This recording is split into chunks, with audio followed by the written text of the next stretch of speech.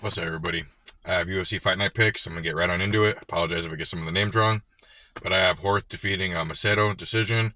Turman defeating Gooden, first round KO. Bellato defeating Potiera, decision. Solecki subbing close, round 2.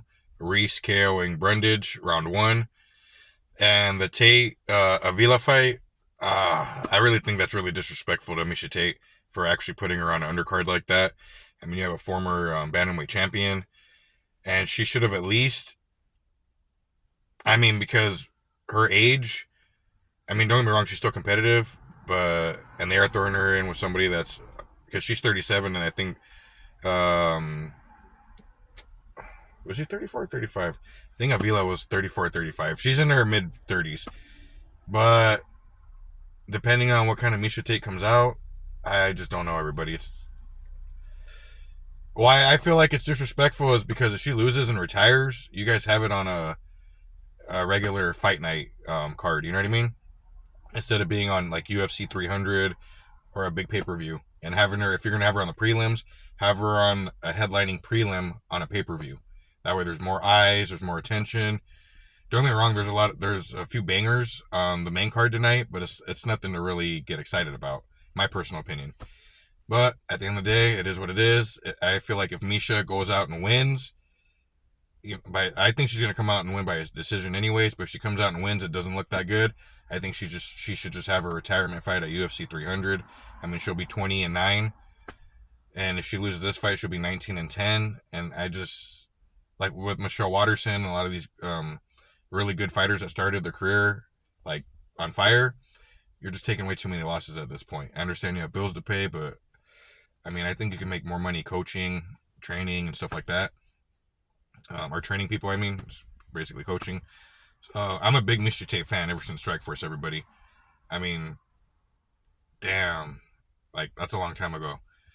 And I really feel like, I really hope she gets this win. And I feel like she should go and just, I mean, it depends. If she goes out and just completely dominates, then maybe she could push for a title fight because, um, ooh, that's hard though. I honestly don't know. She's in a tough position because she is a weight higher right now or lower. I mean, instead of yeah, I believe she's a weight lower now, 135, not 145, if I'm not mistaken, or is she 125? I believe she's 135, but she could. I think if she could make another push for the title and a dominating performance tonight, that'll be awesome. But if it's just mediocre and she just comes by with a decision, then maybe she should just think about going out in a retirement fight at UFC 300. You never know. Um. Anyways, I have Soriano defeating Stoltzfus decision. Guida defeating Silva decision, and Clay Guida is a beast. Everybody, I mean, I think he's 40 or 41 years old, something like that. And I mean, for him to, I mean, he could be older. I'm not sure, but I think he's like 40 or 41. Same thing. I mean, he's not same thing, a little different. I mean, Guida's been winning and losing still, but I mean, that's another one. If he gets a big dominant win, or just if he gets a big dominant win, I could just keep going. But if it's just again mediocre, then maybe he should even do a retirement fight UFC 300 because they're both legends. Misha Tate, Clay Guida, they've been doing it forever. They've been doing this forever, everybody. And it'd be awesome to see them go out in retirement fights and one of the biggest pay-per-views you can do, UFC 300, my personal opinion. But I'm gonna keep going.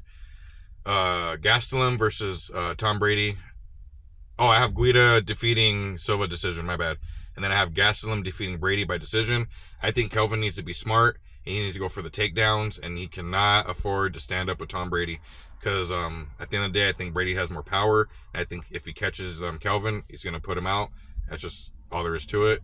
Kelvin needs to be smart, take him down, ground and pound, or even go for a submission. It's going to be a tough fight. It really is.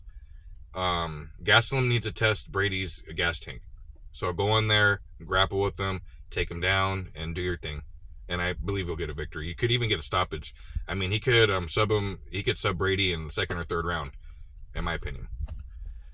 Figueredo KOing Font in round 3, but Font could come out and get an upset, everybody, because Rob Font is a beast. But I think Davison Figueredo just a little too much, everybody. I mean, He's a beast as well. This is going to be a damn good fight. I personally think it should have been the co-main event instead of Barbie Green and Turner.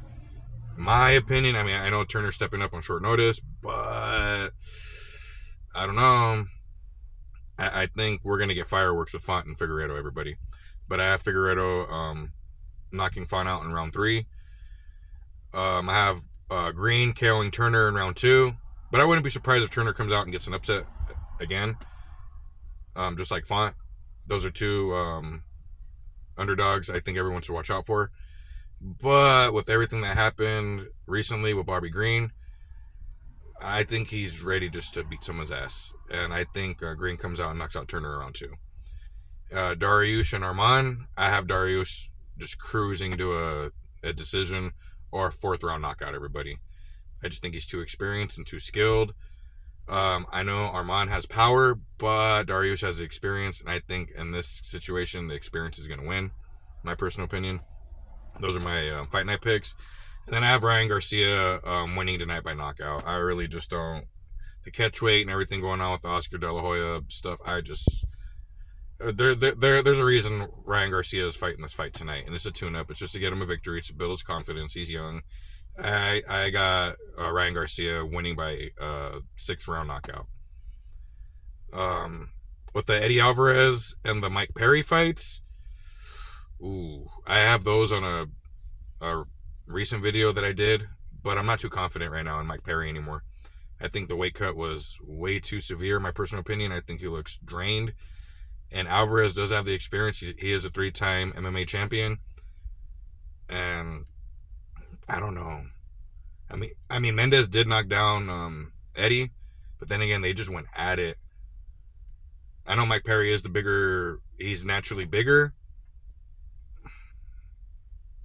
It's a tough one because Alvarez, most of his career fought at 155, and then a few fights at 170.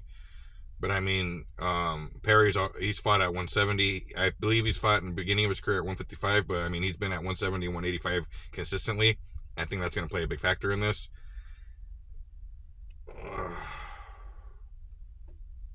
I'm still going to go with Mike Perry. I think Perry gets it done by a decision. See, that's just going to be a scrap.